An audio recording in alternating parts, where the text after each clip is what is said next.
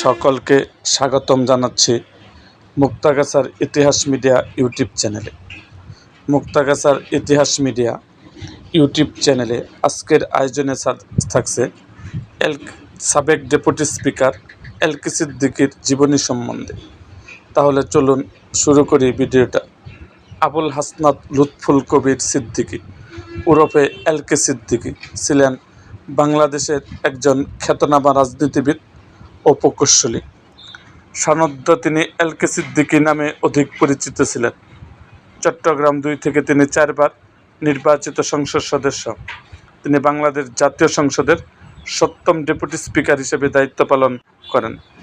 এলকে সিদ্দিকী 1939 সালের 15ই এপ্রিল চট্টগ্রামের সীতাকুণ্ড উপজেলার দক্ষিণ রহমতনগর গ্রামে জন্মগ্রহণ করেন।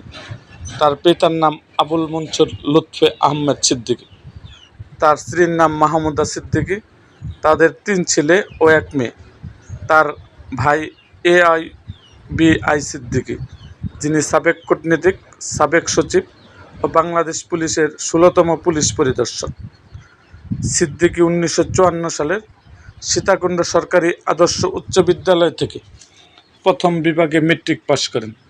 তিনি 1961 সালে ঢাকার আহসানুল্লাহ ইঞ্জিনিয়ারিং কলেজ থেকে সিভিল ইঞ্জিনিয়ারিং এ স্নাতক ডিগ্রি লাভ করেন।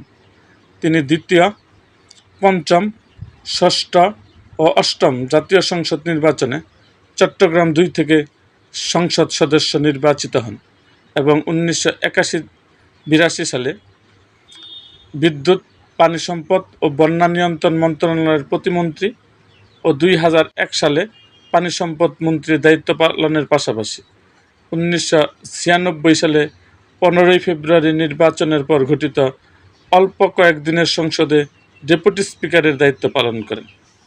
তিনি এলকে সিদ্দিকী তিনি 2014 সালে 75 বছর বয়সে 1 আগস্ট বেলা 11টার দিকে সিঙ্গাপুর মাউথ এলিজাবেথ হাসপাতালে চিকিৎসাধীন অবস্থায় মারা যান।